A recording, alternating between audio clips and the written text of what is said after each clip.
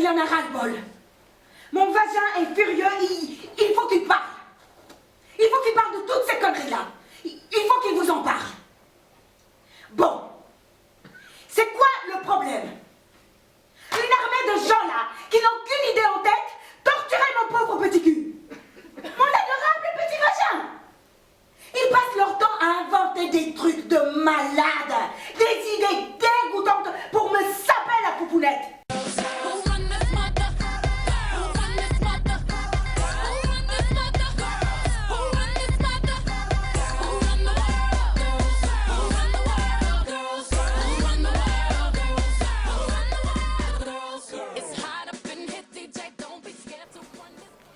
Le vagin, non, c'est pas tabou. Moi, avec mes copines, on en parle de manière tout à fait libérée.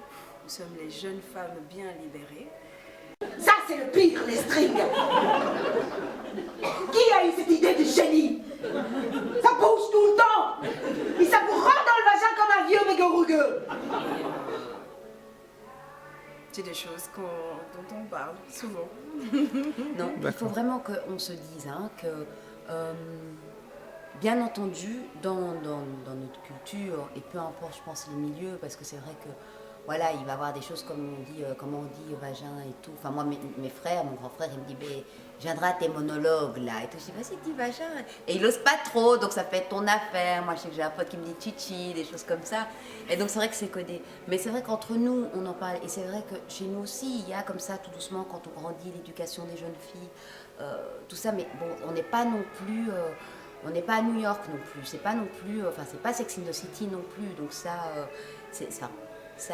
faut pas se leurrer. Vous m'avez fait parler comme ça. Vous m'avez fait sortir tout ça. Vous avez fait parler une vieille dame de son truc là en bas. Vous vous sentez mieux? Ça on est loyal. Et je sais qu'il y a des endroits où c'est beaucoup plus compliqué, que ce soit même en Afrique du Nord, où là dernièrement ils ont essayé de le jouer, ça n'a pas pu être programmé. Donc bien sûr qu'on en parle, bien sûr que je ne suis pas convaincue, enfin il faudra peut-être voir dans l'histoire théâtrale s'il y a tout un texte qui traite de cette chose-là. Et surtout que bon, ça ne parle pas que de l'anatomie, ça parle de tout ce qu'il y a autour, de toutes ces expériences positives, ces expériences négatives, c'est les belles rencontres, la violence, enfin la découverte, toutes ces questions-là qu'on se pose autour de cet endroit-là.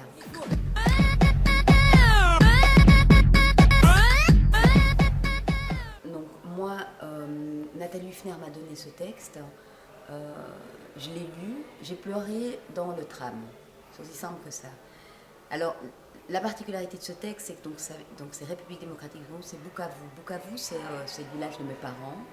D'ailleurs, je suis typée, donc vraiment, je ressemble aux gens de là-bas, voire une Rwandaise, des choses comme ça. Donc tout de suite, je suis rentrée dans ce texte qui est aussi bien écrit, le flux est parfait, ce guide de survie qui parle en plus c'est un combat, c'est la lutte et comment résister. C'était une évidence pour moi de rentrer là-dedans et donc je me suis laissée, comment dire, immergée mais aussi totalement habitée par ce texte-là, par cette parole-là.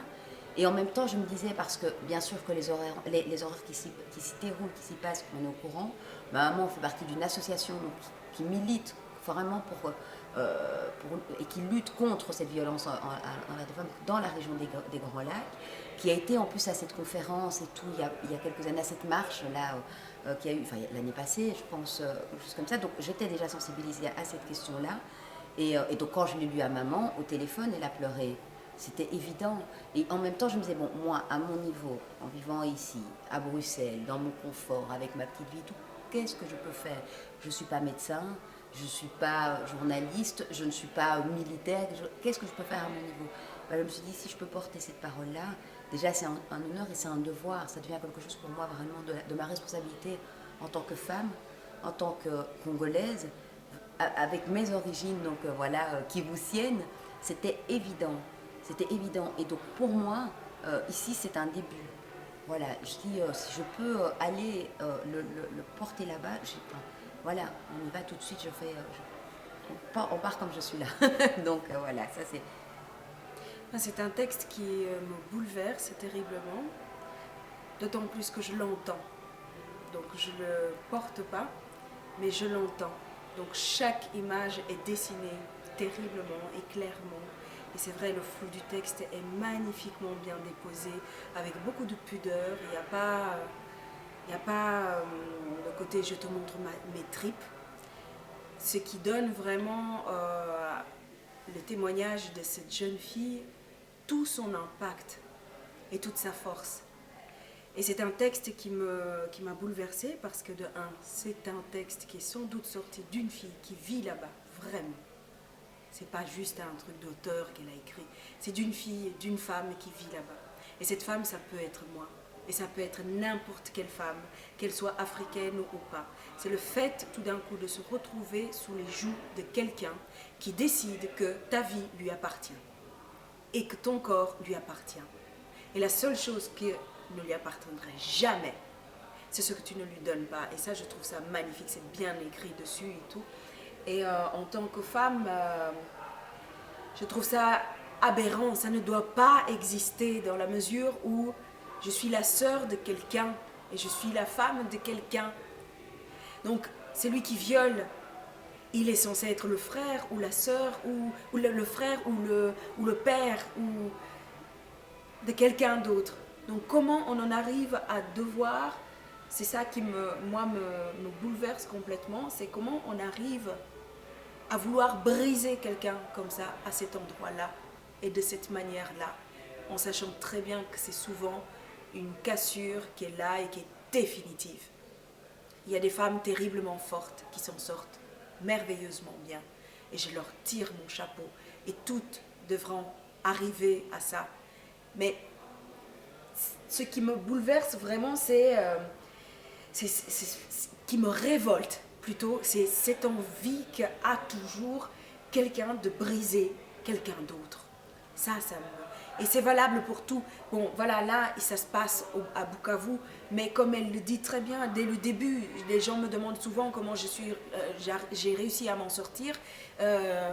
Je sais pas, ça peut arriver à n'importe quelle autre fille dans le monde entier. Et ça, je voudrais bien appuyer là-dessus parce que voilà, j'ai pas envie qu'on catégorie non plus, voilà, encore une fois, mais tout en le dénonçant. Mais parce je pense que ça se passe voilà, là-bas. Je pense que l'horreur qu'il y a là est telle que Ève Ensler s'est sentie aussi cette responsabilité et cette mission que de témoigner, de porter ces témoignages de ce qui se passe là-bas. Mais entendons-nous bien, le viol de guerre, la violence faite aux femmes n'est pas spécial africain. Voilà, je veux dire, c'est pas quelque chose qui est, c'est pas l'apanage de l'Afrique, c'est pas, non.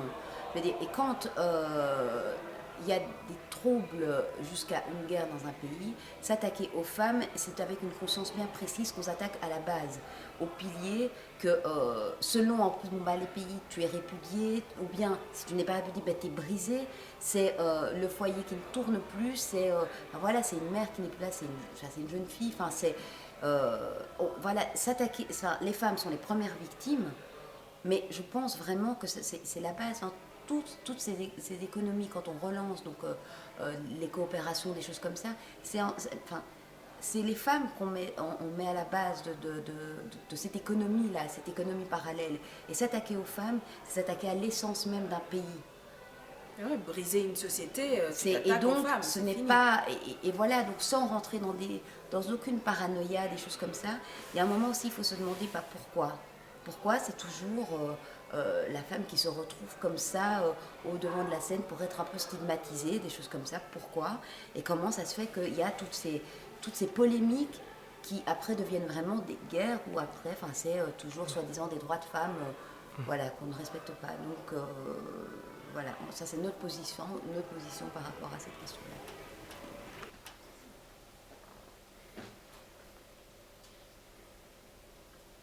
J'habite à Bukavu, République démocratique du Congo. Mais je pense que ce guide peut s'appliquer à n'importe quelle fille dans le monde. Les gens me demandent tout le temps comment j'ai survécu. C'est pas que je sois plus forte ou plus intelligente qu'une autre. Je savais même pas ce que je faisais.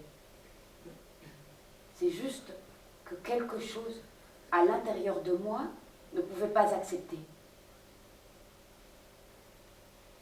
Mes amis ont été capturés en même temps que moi. Je ne pense pas qu'on les ramènera un jour.